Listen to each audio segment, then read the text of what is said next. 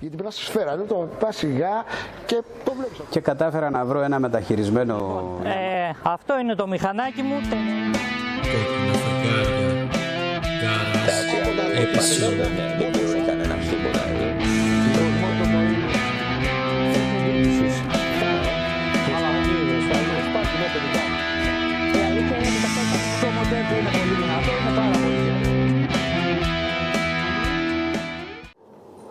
Φίλες και φίλοι, καλώς ήρθατε. Είναι άλλο ένα Garage Episode και σήμερα καλεσμένος ο ένας και μοναδικός, ο καταπληκτικός, ο ανεπανάληπτος, ο φανταστικός τύπος, ο οποίος ακούει στο όνομα Διονύσης Χοϊδάς. Ντένις. Λοιπόν, Διονύση, καλώς ήρθες. Καλώς σας βρήκα, παιδιά. Λοιπόν, να πούμε ότι ο Διονύσης είναι μηχανολόγος, μηχανικός του Πολυτεχνείου Πατρών, σωστά. Είναι ιδρυτής του περιοδικού Μοτοτεχνική Επιθεώρηση, έχει βγάλει πολλά περιοδικά, το Αρτί, έχει συμμετάσχει στο Μοτό, έχει συμμετάσχει στο RAM, ήταν συντάχτη στα τεχνικά θέματα των 4 τροχών, αγωνιζόμενος, μηχανόβιος, τι άλλο. Διάφορα γενικά. Λοιπόν, και γι' αυτό το λόγο πιστεύω ότι επειδή το έχει, να ξέρετε, ο Διονύσης είναι τραγουδιστής. Ναι, λοιπόν, φίλες και φίλοι, ο Διονύσης είναι τραγουδιστής. Και γι' αυτό θα μας πει τον ύμνο της Μοτοτεχνικής Επιθεώρησης ευθύς αμέσως. Όχι άδοντας, μόνο απαγγέλλοντας καλύτερα. Ναι, απαγγέλ. Ναι. Γιατί είναι και κρύα η φωνή. Είναι και κρύα η φωνή. Αν σου τη πάει μοναξιά και ψάχνεις για παρέα, ξέρω να με ρωτήσεις ότι θα περνάς ωραία. Αν σου τη πάει η δουλειά και θέλεις σαραλίκι, μπες με τα όλα στη στροφή που έχει το χαλίκι. Στο κατ, είναι το ρεφρέν αυτό. Εκεί θα γίνει σαχκεμά. Στο κατ, εκεί θα γίνει πάτα τρακ. Αν σου τη πάει το όλο σου και ψάχνεις το επιμέρους, και αν θες να φας τον κόλο σου, πώς θα τις επιτέλους. Αν σου της πάει το άγνωστο, το πώς θα επιβιώσει, άνοιξε γκάζι αρρωστό και τότε θα το νιώσεις. Στο κατ, εκεί θα γίνει σαχκεμάτ. Στο κατ, εκεί θα γίνει πατατράκ. Όποιος γουστάρει να ντώσει, ο δρόμος δεν τελειώνει, ποτέ δεν φταίει η μηχανή, η πλήξη μας σκοτώνει και θα βρεθούμε εκεί μαζί, όλοι τρελοί του χάρτη και με ακβάγια μουσική θα κάνουμε ένα παρτί. Στο κατ, εκεί θα γίνει σαχκεμάτ. Στο κατ, εκεί θα γίνει πατατράκ.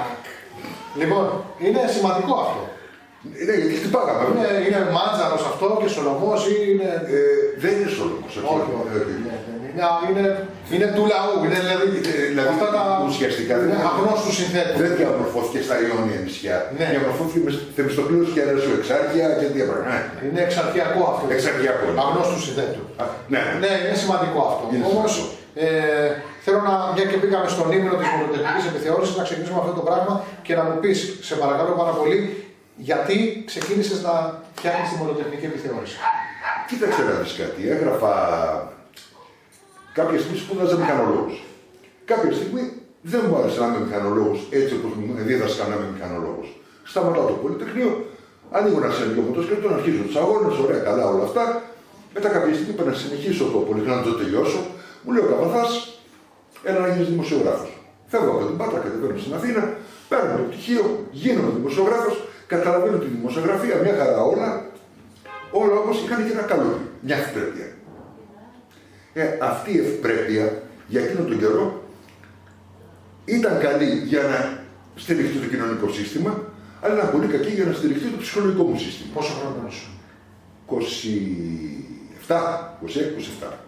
Και είπα κάποια στιγμή, ας βγάλω ένα πολιτικό περιοδικό, το οποίο να έχει ένα υπόστρωμα μοτοσυκλέτας, ένα υπόστρωμα τεχνολογίας, για να περάσω μια άλλη άποψη. Δηλαδή να πω στον κόσμο, παιδιά, γιατί εκείνο τον καιρό πέφτει πολύ δούλεμα, έτσι είχε γίνει μεταπολίτευση 4-5 χρόνια πριν, ότι είχαμε απελευθερωθεί, μας δουλεύανε κανονικότατα, είχαν αρχίσει και μας καλουπώνανε κανονικότατα, μας υπόσχονταν τη μεγάλη αλλαγή κανονικότατα και είπα, παιδιά, άντε να εγκαταλείψουμε το κοπάδι και να στραφούμε στην αγιοποίηση της αγέλης. Ήταν και η εποχή η αγελαία των μοτοσυκλετών, δηλαδή ήταν η εποχή που για εκείνους που είναι παλιοί θα θυμούνται που ήταν η Καβασάκη που αντί εσένα έχει την Κουρελού, ας πούμε. ή κόντρες, ή σύγκρουση αυτές με το κατεστημένο, το οποίο εκείνο τον καιρό, ας πούμε, ακόμα οι αστυνομικοί φοράγανε πηλίκιο και όχι κράνο να μας κυνηγάνε τις μοτοσυκλέτες. Ήταν μια άλλη εποχή που έπρεπε να αυτοπροσδιοριστούμε. Και είπα κάποια στιγμή, στο δικό μας χώρο, ας τα προσδιορίσω τα πράγματα και ας μιλήσω για τεχνολογία, ας μιλήσω για μοτοσυκλέτα, αλλά μέσα σε όλα αυτά να πω ότι παιδιά, υπάρχει και κάτι άλλο, μια παγίδα, υπάρχει ένα έτσι, λίγο προσέχετε. Αυτά. Ωραία.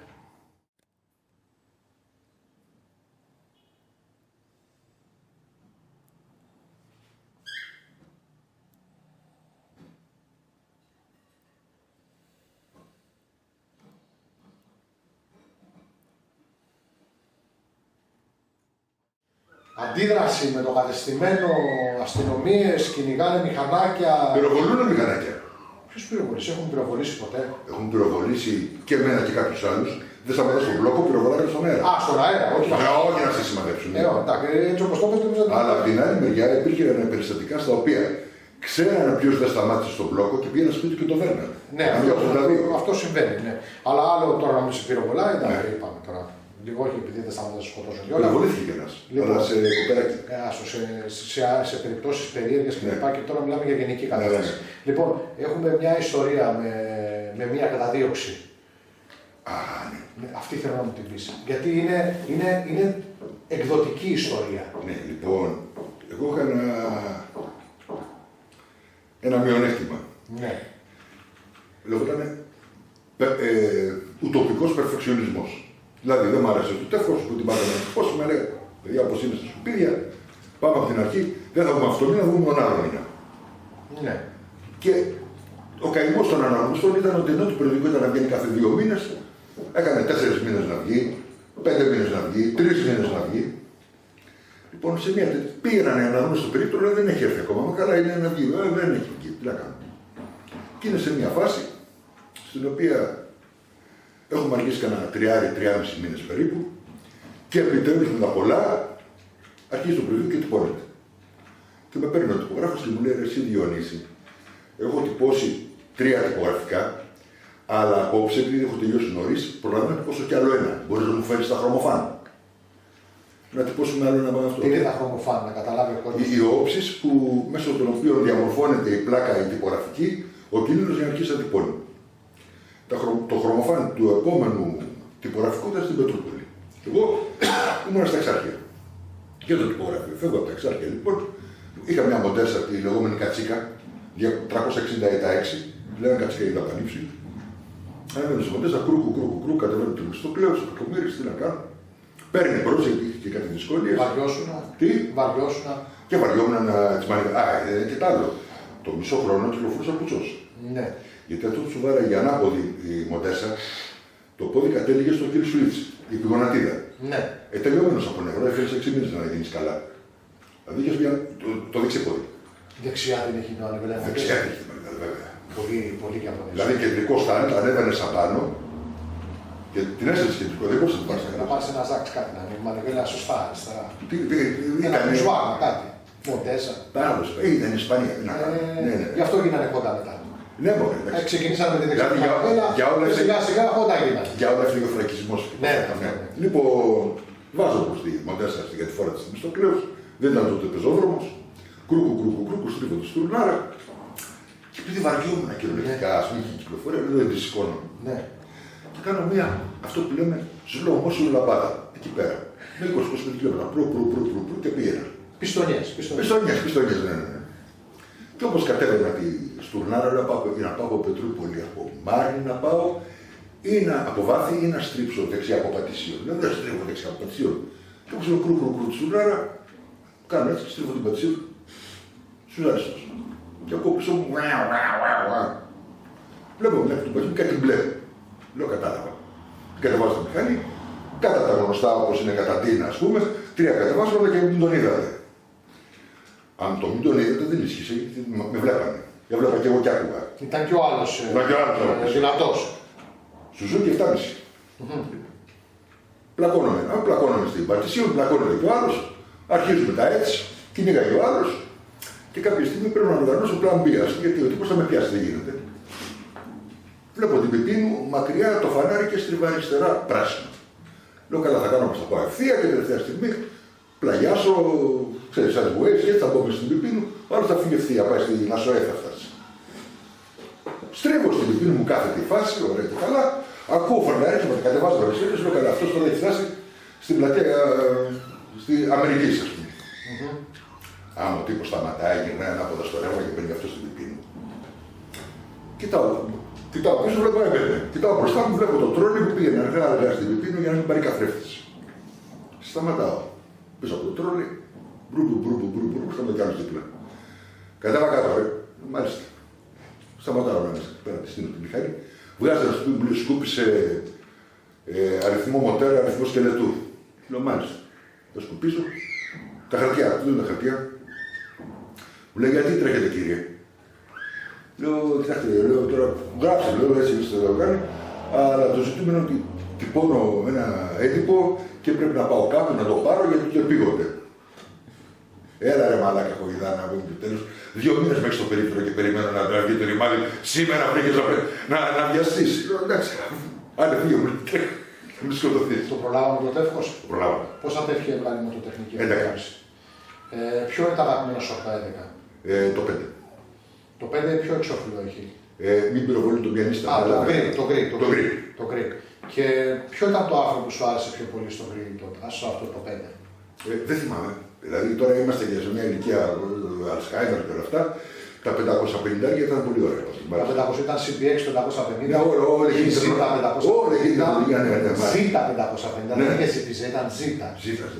Και ήταν GS 550. Ποιο ήταν το καλύτερο 550 από αυτά, κατά τη γνώμη σου. Υπήρχε το GPZ νομίζω. Είχε μόλις βγει το 5,5. Το πρώτο. Μπορεί να είναι, αλλά θυμόμαι ότι ήταν σίγουρα ένα Z. Μπορεί να ήταν 2 καβασάκια μέσα. Να ήταν ένα Z με Unitrack και να ήταν και ένα ZPZ με. Ναι, κάτι τέτοιο. Δεν το θυμάμαι πια. Λοιπόν, ποιο από αυτά τα μηχανάκια θεωρείς τώρα καλύτερο. Καλά, σίγουρα Καβασάκι θα πρέπει. Εκείνη τη εποχή. Εκείνη την εποχή. Καβασάκι. Κοίταξε, από το τεύχος όλο εκείνο, το πάντα στο 600 θα πρέπει. Αφού δεν. Δεν ήταν το δε, δηλαδή ουσιαστικά κάποια πράγματα είναι, πώς λέμε, το ζέγγι και μοτοσυκλέτα. Και δεν είναι και όμορφο. Δηλαδή, ας πούμε, παραδείγματος χάρη να πάμε πιο πίσω, να πάμε σε ένα GT7, να πάμε σε ένα Imola, ας πούμε. Ναι. Ένα Haywood. Μπορεί να μην, ναι. αλλά κοκέτα, Ιταλίδα. Κοίταξε. Το πατάχι τώρα δηλαδή, το κερατό μου. Αυτό που μου άρεσε εμένα στα πάρα ήταν παπί με κλειπών. Είχε μια ωραία οπτική γωνία, θα έλεγα ότι το τεπόζι το οποίο ήταν λίγο μαθρός. Από πάνω ήταν ωραίο. Ναι, και ήταν και το κλειπών μπροστά με τα αυτά, ήταν μια ωραία οπτική γωνία. Κοίταξε να δεις κάτι. Αν το έβλεπες από το πλάι. Αν σε απασχολούσε του BC, δεν έλεγε. Αν σε απασχολούσε του C, από πάνω μια χαρά το βλέπεις. Από πάνω ήταν ωραίο. Όταν το έβλεπες όμως από το πλάι στην καφετέρια δεν έλεγε. Το ήθελε για μένα. Ήταν μόνο να το πάρεις να του πριονίσεις την ουρά, να τη βάλεις σε ένα άλλο μηχανάκι. Μα δεν την έβλεπες. Είχε την ωραία την ουρά την. Δεν σε απασχολούσε. Όταν πίνεις καφέ το βλέπεις. Μοτοτεχνική, συνεχίζουμε. Ποιο είναι το άρθρο, μάλλον θα φύγω από τη μοτοτεχνική. Θα βάλω τη μοτοτεχνική, θα βάλω το περιοδικό τους 2 τροχούς που έβγαινε από τη δεκαετία του 70. Θα βάλω την καριέρα σου στους 4 τροχούς. Θα πω ότι εμένα προσωπικά στους 4 τροχούς όταν έγραφες αγαπημένο μου άρθρο «Η άνοδος και πτώση της Αγγλικής Αυτοκρατορίας» και θα ρωτήσω και εσένα, περιλαμβάνοντας 2 τροχούς, 4 τροχούς, μοτοτεχνική, ποιο είναι το αγαπημένο σου άρθρο και γιατί. Τα αγαπημένα μου ήταν το editorial στο τεύχος 5, αυτό της μοτοτεχνικής, και ένα άρθρο χημική προτροφοδότηση. Τότε ο κόσμος δεν ήξερε για νήτρο. Χημική προτροφοδότηση. Είναι αυτό που είχε το γελίο, το σκιτσάκι με ένα ανθρωπάκι περίεργο. Δεν θυμάμαι, που πρωτομίλησα για υπερτροφοδότηση με νήτρο. Δεν υπήρχε το Αυτό πρέπει να είναι. Πρέπει να ήταν ένα σκιτσάκι σαν να είναι φτιαγμένο με ένα μολύβι που ήταν ένα μηχανάκι με ένα νήτρο και μια σαν σταγόνα, σαν ανθρωπάκια πάνω. Ναι. Αυτό πρέπει να ήταν το άρθρο, ναι. Και γιατί σου άρεσε αυτό το. Κοίταξε. Γιατί είμαστε σε μια εποχή, να θυμίσω τον κόσμο, γιατί ο κόσμος δεν το ξέρει. Είμαστε σε μια εποχή. 45 χρόνια πριν, έτσι. Ναι, που όμως έχει κυκλοφορήσει το Mad Max το 1 και οι γκάρετ οι τουρμπίνες δίνουν και παίρνουν. Δηλαδή έχουμε ξέρω εγώ του Bush, το Zeta με την μπουκάλα, έχουμε τα γκάρετ που βγαίνουν από τα μπροστά της. Είναι δηλαδή μια εποχή. Μεταβατική, ναι. Και εκείνο το άρθρο ήθελα να το γράψω επιστημονικά, τεχνικά, τεκμηριωμένα. Αλλά λέω τώρα θα περάσει ντούκο. Στην ουσία είναι μια καινούργια εποχή. Και είναι η εποχή που ζήσαμε την περασμένη δεκαετία πια με τα νήτρο στα αυτοκίνητα. Ναι. Λοιπόν, και λέω να το γράψω πιο ανάλαφρα. Μου ξέφυγε το πράγμα στην πορεία και τελικά είναι το αγαπημένο μου γιατί όταν το διάβαζα μετά γέλαγα μόνος μου. Εγώ να σου πω την αλήθεια, δεν έχω διαβάσει τίποτα ανάλαφρα από σένα. Εγώ και στην ομιλία που έκανε προχθές στο Garage Days ήταν ο έρευνος ο δήμαρχος και έβλεπε έτσι πάλι να διαβάσει τα διαγράμματα κλπ. Προσπάθησε όμως. Δεν τα κατάφερε. Δεν τα κατάφερε. Μπορεί να με φωνάξει να το εξηγήσω. Ειδικά για τον δήμαρχο. Γιατί είναι εντάξει. Είναι καλό. Είναι δικό μας παιδί, να το εξηγήσω άμα θέλει. Λοιπόν, ναι, ήταν ο δήμαρχος Πλατανιά, ήρθε, έκανε έτσι. Μετά μου λέει στα αυτή, Γιάννη, τι λέει. Του λέω, ο άνθρωπος είναι μηχανολόγος. Δεν καταλαβαίνω τίποτα. Προσπαθώ να ακολουθήσω, δεν καταλαβαίνω τίποτα. Παιδί μου, κοίταξε, εγώ στην αρχή είχα σκοπό να κάνω μια εκτεταμένη ομιλία. Ναι, αλλά είπαμε να το μαζέψω για να μην διστάξω. Μύριζε κοκκός ανέλη, θα το πω. Ναι, περίμενα να γράψω από κάτω να μυρίσω. Ήταν ωραία η ατάκα αυτή. Βγαίνει λοιπόν ο Διονύσης στον Garage Days και λέει: περίμενα να μυρίσω γράσο εδώ πέρα στην αίθουσα από κάτω, αλλά μυρίζει κοκκός ανέλη. Τι άλλο. Ήταν ωραία ατάκα. Και είχα σκοπό να του πω το εξή πράγμα, έτσι, επευκαιρία. Για να του εξηγήσω τι είναι η ροπή και τι είναι η ρημάδα ή η ισχύ. Α υποθέσουμε λοιπόν ότι παίρνω μια τάβλα εκεί πέρα και παίρνω και μια φούχτα πρόκειται μεσού μεγέθους. 16-24 ας πούμε, για καλουπώματα οικοδομών. Ναι. Λοιπόν, αν πρέπει να καρφώσω 10 πρόκες στο λεπτό, έχω δύο εκδοχές.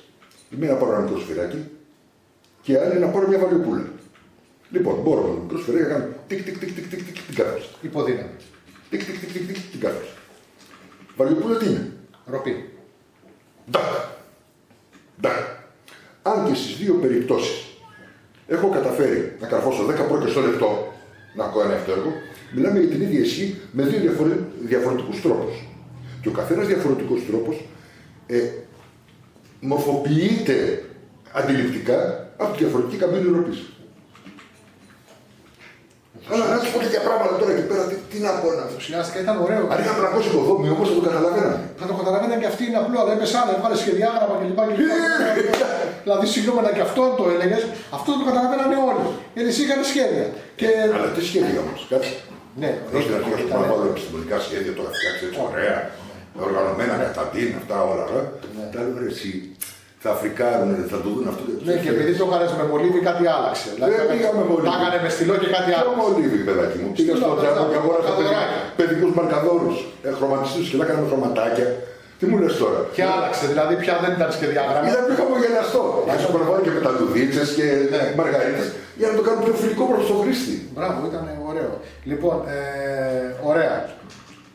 Το δέχομαι. Ωραία, το δέχομαι. Το δέχομαι. Λοιπόν, προχωράω. Πάμε στη δεκαετία του 80, το δεύτερο μισό. Ξεκινάει μια δεύτερη σειρά με περιοδικά. Εμφανίζεσαι στο Μωτό, εμφανίζεσαι στο. Όχι, πιο πριν έχω βγάλει το ράμα. Έχω μπλέξει με τους υπολογιστές. Έχω κάνει την αποστασία μου για λίγο. Το ράμα αυτό δεν μας ενδιαφέρει. Να σου πω την αλήθεια και εμένα δεν το Λαμπρακιστάν, ναι. Πάμε. Όχι, δεν έχω να κάνω. Εγώ θεωρώ ότι κάποιος ο οποίος ξέρει να κάνει restart στην υπολογιστή είναι hacker. Οπότε. Να σου ξομολογηθώ και κάτι. Ναι, δεν έχεις ιδέα. Μεταξύ του να με βάλει ο καβαδός με το λαμπράκι να του βγάλω το RAM και το κλείσιμο της μοτοτεχνικής, τι έκανε ο αποστάτης, ο προδότης. Σοκολάτες. Ήμουν διευθυντής παραγωγής στη Μέλλον, τότε, το εργοστάσιο. Σημαντικό. Βέβαια. Τι λες τώρα. Καταρχήν η σοκολάτα. Η σοκολάτα έχει ένα πολύ μυστήριο τρόπο που κρυσταλλώνεται με διαφορετικούς τρόπους για να επιτύχει τη γεύση. Και αν δεν είσαι μάστορα στην κρυστάλλωση, δηλαδή ουσιαστικά είναι μεταλλουργία, δεν καταφέρεις τίποτα, δεν φτιάχνεις σοκολάτα. Οπότε αργότερα, μετά από πολλά χρόνια, χρειάστηκε να δουλέψω μια μεταλλουργία για να φτιάξουμε τα κράματα για την κοιλίδα του Άρτεμις, αν θυμάσαι την ιστορία. Ναι. Μπράβο, τιτάνιο και μαγνήσιο. Μου λέει άλλος, και τι ξέρεις από επιτεύσεις, λέω φτιάχνω σοκολάτες. Προσλάβανε. Στη μεταλλουργία δίνεις πάρα πολύ μεγάλη σημασία.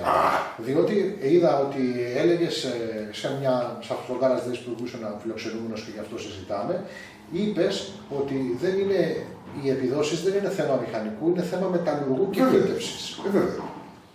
Για σκέψου μόνο τη δεκαετία του 90-2000, τότε που είχαν τα BMW στη Φόρμουλα 1 κινητήρες, τους είχαν πάρει τα σόφρακα, γιατί είχαν διαφορετική, μια πιο προχώ επικάλυψη κινήτρων. Και ξαφνικά βλέπεις τα Williams και πετάγανε. Πού είναι τα Williams σήμερα χωρίς το BMW εκείνα. Γιατί βρέθηκε ένα μεταλλουργό, σου έφτιαξε ένα άτριβο. Κάνει το ωραίο τη δουλειά, την ωραία ταχύτευση και από εκεί πέρα βγαίνει το αποτέλεσμα. Βέβαια. Γιατί και στην εποχή που ήμουν έφηβος, ό,τι και αν κάναμε, ό,τι και αν τσόλευαμε, φτάναμε μέχρι εκεί. Και γιατί μας πέρανε τα εσώρουχα, οι φλωρέτες. Γιατί είχαν καλή χύτευση και Δηλαδή, πήγαιναν τα παραπάνω. πρώτα χρόνια. Τα χρόνια, εμείς είχαμε τα μαντέλια. Ήταν εικασίλια. Μετά την εικασία. Αλλά τότε το χρώμα ήταν quantum leap σε σχέση με τα μαντέλια που παιδευόμαστε στην Να σου πω πόλη. την αλήθεια, εμείς τώρα όταν ήμασταν πιτσιρικάδες που είχαμε κάτι φτηνά πράγματα, δεν ήμασταν δηλαδή εύκολοι να έχουμε ένα αλφαρό, ένα μπιτάφ κλπ, ένα ΙΑ, ένα RD και είχαμε παπιά, σιδιά, βεσπιά και τέτοιες μπουρδες. Όταν βρέπαμε στον δρόμο καμιά φλωρέτα, κανένα ζάξ και ήταν έτσι λίγο περιποιημένα, μας πήγαινε κλασσομεντέ. Σεβασμός. Δεν σημώναμε. Δεν σημώναμε. Anyway, λοιπόν, είμαστε δεκαετία του 80, δεύτερο μισό, τα πράγματα έχουν ηρεμήσει, έχει βγει η ομάδα ζήτα στους δρόμους και πάμε, περιοδικό μοτό, μετά κάνεις ένα κύκλο σε κάποια άλλα περιοδικά, έχουμε 2 τροχή. Τι γίνεται σε αυτή τη σεζόν? Το άνοιγμα του μοτό, να το πούμε αυτό, το οποίο Κοίταξε, είναι ένα περιοδικό το οποίο υπάρχει ακόμα. Με την όποια μορφή καταξισκεύει. Με το μοτό συνεργάστηκα ουσιαστικά μετά το 2000 και θα σου εξηγήσω γιατί. Πιο πριν είχα συνεργαστεί. Το πρώτο Χατζάρας με το δικό του staff. Κάποια στιγμή αυτοί χωριστήκαν στα 2, βγάλαν και το 0300. Εγώ και ο Νικόλου ήμουν απλώς θεατής. Και για ένα διάστημα μάλιστα ήμουν και αντίπαλος, σε εισαγωγικά βέβαια με τα παιδιά, γιατί μου είχε ζητήσει ο Καβαθάς να του διευθύνω τους 2 τροχούς από το 96 μέχρι το 2000 που πήγαιναν για κλείσιμο, αν πας και το συντηρήσουν. Λοιπόν, και εκεί η σχέση με τη μοτοσυκλέτα πια ήταν πιο πολύ, όχι βιωματική, αλλά πιο πολύ, ας πούμε, επιστατική. Άλλοι το τρέχανε το πράγμα, ας πούμε. Τελειώνουμε το 2000, πρόσεξε τώρα. Παρατάω τους 2 τροχούς και βλέπουμε τον κορέα φτιάξουμε ένα αμάξι. Ναι. Το περιβόητο. Το φέρνουμε σε ένα λογαριασμό και μου κάνει τότε πρόταση ο Χατζάρας να γράφω στο μοτό, στο drive και σε όποιο άλλο περιοδικό θα πήρε στην εταιρεία του. Ναι. Του λέω και δεν βλέπω και το R&D. Δηλαδή το R&D ήθελα ουσιαστικά να το βγάζαμε τον Καβαθά. Ναι. Άρα ουσιαστικά ο Καβαθάς ήθελε φυσικά. Αλλά υπήρχαν μέσα κάποιες κλίκες που λέγανε τώρα βγάλει κολλάζω μέσα αυτό το πράγμα, θα έχουμε άλλες σχέσεις εξουσίας. Το R&D δεν έβγαλε πολλά τεύχη. Το R&D έβγαλε 18 τεύχη. Έβγαλε 18 τεύχη και πήγε και καλά και κυκλοφοριακά. Απλώς έτυχε τότε, επειδή το R&D το υποστήριζε πάρα πολύ ο Μουράτογλου, ο συνειδιοκτήτης της εταιρείας, κάποια στιγμή είχαμε το θέμα με το κεφαλικό του Μουράτογλου και το συνέχεια το θάνατό του, οπότε αναγκαστήκαμε και το σταματήσαμε. Αυτό είναι το R&D νούμερο 1. Νούμερο 1, συλλεκτικό. Τευχάρα. Ναι, αλλά επειδή εγώ θέλω να το ανεβάσω την ποιότητα, Ναι, ναι. δηλαδή αύριο μεθαύριο που θα χρειαστεί να πουλήσω το R&D νούμερο 1, Ναι, ναι. να έχει μια υπογραφή πάνω. Θα στη βάλω. Κάτσε μετά για να είμαι Όχι, όχι, τώρα θέλω να την βάλεις εδώ online. Θα βάλεις εδώ την υπογραφή, θα γράψεις Για πες μου τι θες να σου γράψω. ερωτευμένος, αγαπημένος, μοναδικός Αλεξανδρόγιαννης. Αυτά είναι. Μπράβο Γιάννη.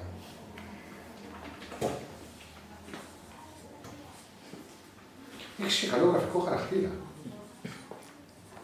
Φοβερός. Τη μοτοτεχνική όταν ξαναγυρίσουμε την κάμερα θα σε βάλω να την υπογράψεις. Το στυλό κράτατο. Μπορεί να παίζει μέχρι τότε με τα χέρια κλπ. Λοιπόν, το καλύτερο άρθρο που έχει γραφτεί μέσα στο R&D από σένα. Το R&D καταρχήν να πω όση ώρα γράφει ο Διονύσης, είναι ένα περιοδικό τεχνολογίας. Δεν περιλαμβάνει αυτοκίνητο, μοτοσυκλέτα, οτιδήποτε άλλο, περιλαμβάνει τα πάντα. Είμαι οραματιστής, εμπνευσμένος οραματιστής. Αυτά τα ωραία μου γράφουν και ενθουσιάζομαι. Να δω τι θα γράψει μετά στην μοτοτεχνική. Το κρατάς γιατί δεν έχει να υπογράψει. Μάλιστα. Λοιπόν, αυτή. είναι ένα περιοδικό το οποίο ασχολείται με την τεχνολογία και με τεχνολογικά θέματα. Στα πάντα. Ποιο είναι το αγαπημένο σου άρθρο μέσα στο R&D? Το αγαπημένο άρθρο στο R&D. Λοιπόν, το τελευταίο editorial. Το τελευταίο Το editorial. τελευταίο editorial του περιοδικού. Δεν θυμάμαι καθόλου. Τι έγραφε, τι ήταν αυτό? Ότι ο Αλ είναι απατεώνας και δεν υπάρχει πράσινη ανάπτυξη. Και δεν υπάρχει υπερθέρμανση του πλανήτη. Δεν υπάρχει υπερθέρμανση του πλανήτη. Κόπηκε το περιοδικό. Επίσης και το πετρέλαιο δεν τελειώνει ποτέ. Πετρέλαιο δεν τελειώνει ποτέ. Γιατί τα κοιτάσματα δεν είναι κοιτάσματα, αλλά Εργοστάσια παραγωγής. Εργοστάσια παραγωγής. Γιατί είναι εργοστάσια παραγωγής? Μιλάμε Την επιστημονική άποψη του Διονύση είναι από το Πολυτεχνείο άνθρωπος, έτσι. Όχι, πολλά πολυτεχνία θα λέγανε πικόιλ, ότι εξαντλήσαμε το πετρέλαιο και τώρα βγάζουμε ότι απόμεινε. Αυτό λένε τα πανεπιστήμια. Άρα ανεβάστε την τιμή του πετρελαίου. Αυτό είναι μια εμπορική πολιτική. Ναι, εγώ εμείς τώρα την αιρετικά. Δεν έχουμε την αιρετική επιστημονική άποψη. Το εμπόριο δίνει τροφή στη ζωή. Λοιπόν, μια και είμαστε κοντά στη Γάβδο. Ναι. Στη Γάβδο, Λασκό, ηφαίστεια, πλάκες Αφρικής, Ευρασίας κλπ. Υπάρχει μια χημική διαργασία, την οποία δεν είμαστε πολύ διδάσκονοι ούτε στα πανεπιστήμια ούτε πουθενά. Και λέω, πάρε μια κατσαρόλα, γέμισε την νερό, βάλε μέσα ό,τι ανθρακούχο έχεις. Όπως έλεγε την παλιά σου αρβίλα, την ψοφιά σου γάτα, εντάξει, τις παλιές σου εφημερίδες, κλείσου το καπάκι και ζεστανέ την. Μόλις φτάσει 400 Κελσίου γερή χύτρα σου και δεν κραγεί, θα έχει 400 ατμόσφαιρες πίεση. Το νερό πάβει να είναι αυτό το ουδέτερο ρευστό που ξέρουμε και γίνεται μια δραστική χημική ένωση. Και αυτό το πράγμα δημιουργεί μια αντίδραση, η οποία λέγεται οξύδωση από υπερκρίσιμο νερό και έχει μετατρέψει μέσα σε 12 έως 15 λεπτά ό,τι έχω βάλει μέσα σε υδρογονάνθρακες. Αυτή τη στιγμή έχουμε ανοιχτή τη χύτρα στα λασκοϊφαίστεια έξω από την Γάβδο. Από πάνω το καπάκι τι είναι? 4 χιλιόμετρα νερό, 400 ατμόσφαιρες πίεση. Και από κάτω τι έχουμε? Τη ζέστη, που έρχεται το μανδύα. Και τι έχουμε εκεί μέσα? Κάρβουνο. Τι κάνει το κάρβουνο? Θα έχουμε μόνιμα υδρογονάνθρακες. Και το πιο σπουδαίο, το συγκεκριμένο μεθάνιο που δημιουργείται εκεί πέρα, δεν θα φύγει στην επιφάνεια πέρα από ελάχιστες ποσότητες. Γιατί εφόσον έχουμε 400 ατμόσφαιρες πίεση να το πιέζουν από πάνω και χαμηλές θερμοκρασίες σχετικά, αυτό στερεοποιείται, κρυσταλλοποιείται με το νερό και σχηματίζει υδρίτες. Με άλλα λόγια, είναι ένας υδρογονάνθρακας που δεν χρειάζεται να τρυπήσουμε το βυθό της θάλασσας για να τον πάρουμε. Έχει σχηματιστεί πάνω από το βυθό της θάλασσας. Που λέει λόγω και με τη βυθοκόρπο να το σηκώσουμε. Ωραία. Γιατί δεν το λέμε αυτό το πράγμα? Εντάξει, αυτά είναι θέματα εμπορίου αλλά και είναι... πολιτικής. Και αυτά τα πράγματα είναι συνυφασμένα. Ωραία. Το μάθαμε και αυτό. Για λίγα. Διονύσης Χοηδάς, συνεχίζουμε και τώρα ένα σημαντικό κοινωνικό μήνυμα από τον Διονύση Χοηδά για την δεκαετία του 70 και του 80. Διονύση, επιστημονικά πάντα εμπεριστατωμένα. Δεκαετία του 70 και δεκαετία του 80, και ειδικά αρχές της δεκαετίας του 80, αν είχες αυτοκίνητο και θέλεις να βγάλεις κομμένα, έπρεπε να αγοράσεις μηχανή. Σημαντικό. Και σήμερα η σωστή πλευρά της ιστορίας είναι να βγάλεις την κόμενα με το αυτοκίνητο. Ναι. Τότε η σωστή πλευρά της φύσης ήταν να πάρεις μηχανή. Της φύσης και ως Φύσης. Διότι τότε που είχαμε όλη δουλειά, ναι, και μπορούμε να έχουμε ή αυτοκίνητο ή μοτοσυκλέτα, σήμερα αυτό δεν ισχύει, το άριο της γυναίκας, Βαρβίνος, που διάλεγε το ισχυρότερο στοιχείο, επέλεγε το ισχυρότερο στοιχείο για να αναπαραχθεί. το βλέπετε επιστημονικό έτσι. Έλεγε τι θέλω με το φλούφλι, με το κουτί. Με το Mercedes. Μπράβο. Και θα πάω με τον πέδαρο, με τον τζιπιζέ. Τον άντρα! Τον άντρα! Έτσι, ναι. Τζιπιζέ! Ναι, να με σουζάρει. Ναι. Σούζα εγκόμενα, σούζα κιχώτα, πολλά τα κυφικά και τα προσόντα. Έτσι, μπράβο. Ναι, αυτό. Ο Δαρβίνος το είχε πει να πούμε. Εμείς θα κάνουμε ανάλυση εκ των υστέρων. Θεωρία της εξέλιξης. Θεωρία της εξέλιξης. Πράγματι είναι, μπορώ να πω, πολύ σημαντικό αυτό που μου λες, Διονύση Χοηδά. Το άριο έχει πάντα δίκιο. Και το ZPZ πάντα είναι καλύτερο. Πάντα καλύτερο. Λοιπόν, ποια είναι η ωραιότερη μοτοσυκλέτα της δεκαετίας του 70? Πρόσεξε, δεν λέω η καλύτερη, η ωραιότερη για εσένα. Η ωραιότερη για μένα. Δεν με ενδιαφέρει, μπορεί να μην είναι καλύτερη, η ωραιότερη για εσένα. Ντουκάτι 900. Το SS. Το SS. Μ' αρέσει και εμένα πολύ. Η ωραιότερη της δεκαετίας του 80. Αντί 350 IPV STR. 350 UPVS. Βέβαια. Δεν το θέλω με τίποτα. Το θεωρώ το τελευταίο μηχανάκι. Δικό σου. Κοίταξε, αν φτάσει να είναι το προτελευταίο σου και το έχεις, δώσω μένα για πρώτο. Δεν θα το έπαιρνα ποτέ. Μπράβο, σου πέσει βρε κανένα. Ξέρεις, το θεωρώ ότι ήταν για την εποχή. Σήμερα είναι ωραίο. Είναι ωραίο να δείχνω 3,5 σήμερα. Σήμερα.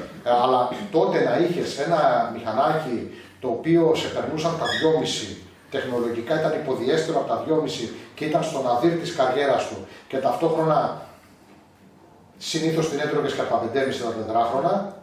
Ναι, αλλά υπήρχε μια διαφορά όμως ότι στο 2,5 στο TZ δεν μπορείς να απολαύσεις μικρό από πίσω.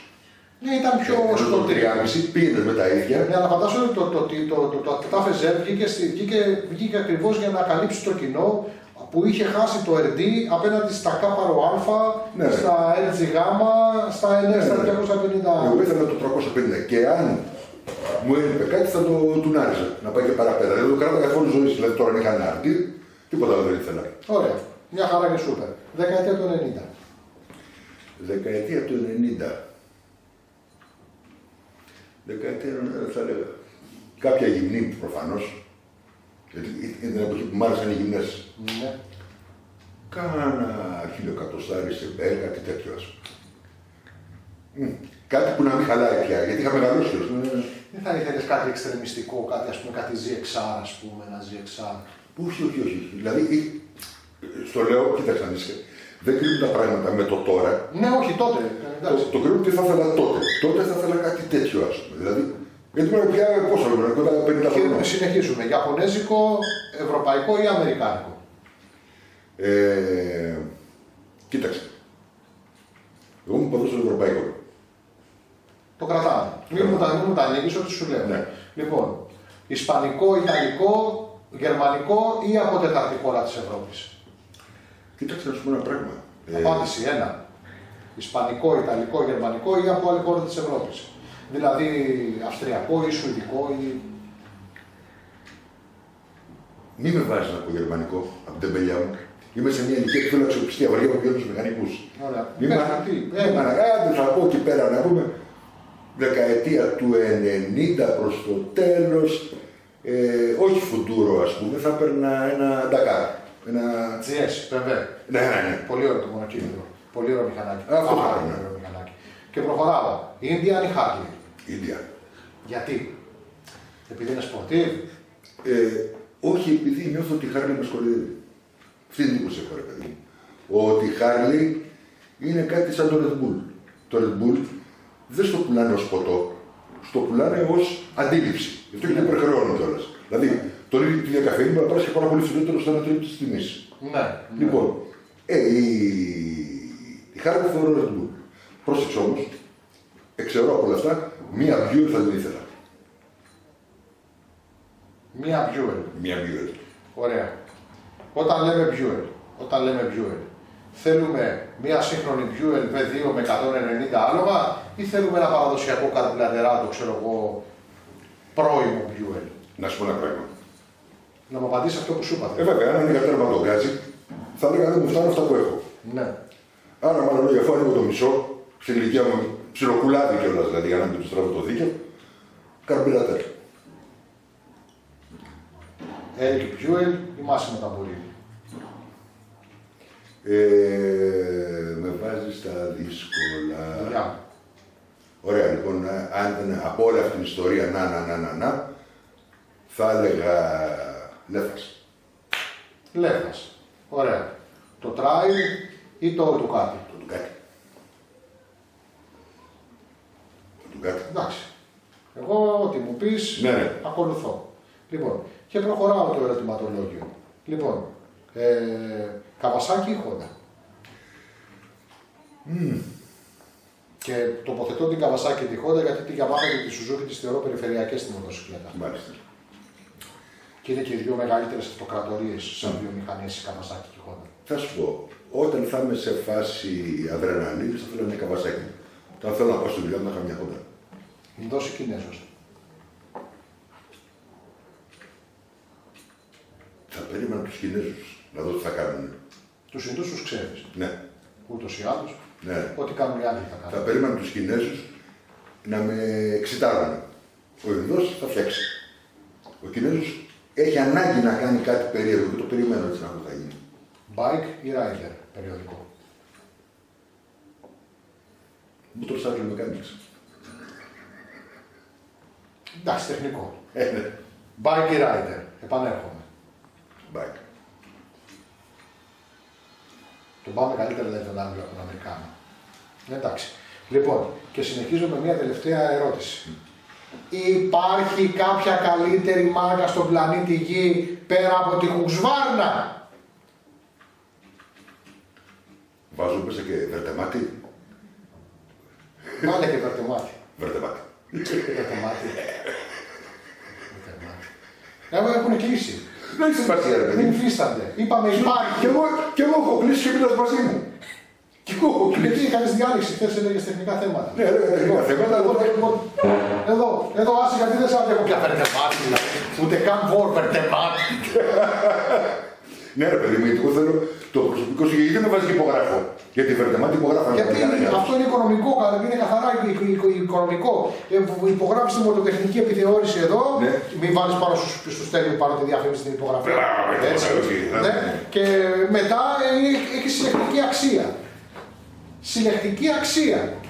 Θα πω αύριο μεθαύριο μια μοτοτεχνική με την υπογραφή του Χοϊδά. Δηλαδή θα με βγάζει στο σφυρί, ρε. Είναι, τι. Έχω και δίσκους τέτοιους, μην στεναχωρηθείς. Έχω κανονικά ρολέγγερες, συντήσεις, έκανα και υπογραφές απάνω. Έχω, δόξα τω Θεώ, έχω πολλά πράγματα. Λοιπόν, κάτσε γιατί θα γράφει κάτι καλό. Λοιπόν, Διονύσης Χοϊδάς, μηχανολόγος, μηχανικός, η ιστορία της μοτοσυκλέτας στην Ελλάδα, εδώ πέρα, τον έχω για να ανεβάσει την τιμή. Αύριο να ξέρετε ότι αυτά τα περιοδικά και το RD που υπογράφει και τη μοτοτεχνική έπρεπε να φέρω και άλλες 5-6 έχω, δεν έχω και τις 11. Πάντως αυτό το τεύχος που αγαπάει το έχω, αλλά είναι το εξώφυλλο λίγο ρημάδι, αυτό είναι το πιο καλοδιατηρημένο που είχα. Να ανεβάσω λίγο την τιμή, να προτείνω κάτι με την αντίθεση. Υπογράφει κιόλας. Υπογραφή. Χωρίς υπογραφή να μου λένε αύριο ότι το έγραψε και κάνει και καλά γράμματα. Α, κάτσε μόνο κάνει κάτι υπογραφή. Αυτό που υπογράφω σε πεντάγιες θες. Ναι. Α, μπράβο, ναι, ρε. Καλλιτεχνάρα. Πάρε, εντάξει. Φίλε, αυτό είναι σαν. Πίστα. Πώς τα λένε αυτά κανονικά. Μια πιστρία, πίστα δεν ήθελα. Λοιπόν, αυτό. Γιατί δεν θέλω πολλές ανοιχτές με σκοτωθώ. Λοιπόν. Διονύση Χοϊδά, σε ευχαριστώ πάρα πολύ. Εγώ σε ευχαριστώ. Είσαι φανταστικός τύπος. Εσύ είσαι φανταστικός. Ξέρεις να ρωτάς. Ναι, ξέρω να ρωτάω. Ναι, είναι μια αλήθεια. Είναι αυτό που λένε ότι όταν νιώθω αναπηρία στις απαντήσεις μου, με σώνει ο ορθοπαιδικός που ξέρει να ρωτάει. Ναι, τι είναι αναπηρία για τους εσείς, είσαι φανταστικός φίλος. Λοιπόν, να είσαστε όλοι καλά, να βλέπετε κόκκινα φεγγάρια, γιατί είμαστε χειρότεροι και το χαιρόμαστε.